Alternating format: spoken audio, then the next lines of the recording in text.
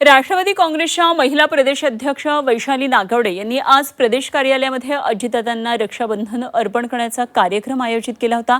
अजितदादांच्या प्रतिमेला प्रदेशाध्यक्ष वैशाली नागवडे यांनी राखी अर्पण केली आणि त्यानंतर राष्ट्रवादी काँग्रेसचे ज्येष्ठ नेते आणि अन्न व नागरी पुरवठा मंत्री छगन भुजबळ यांना रक्षाबंधन केलं। यानंतर इतर महिला पदाधिकाऱ्यांनी पक्षाचे कोषाध्यक्ष आमदार शिवाजीराव गर्जे, पर्यटन राज्यमंत्री इंद्रनील नाईक, माजी मंत्री संजय बनसोडे, पक्षाचे राष्ट्रीय सरचिटणीस अविनाश आदिक, राष्ट्रवादी काँग्रेस नेते उमेश पाटील, आमदार इद्रिस नाईकवडी, प्रदेश सरचिटणीस आणि प्रदेश प्रवक्ते सूरज चव्हाण यांनाही महिलांनी राखी बांधली।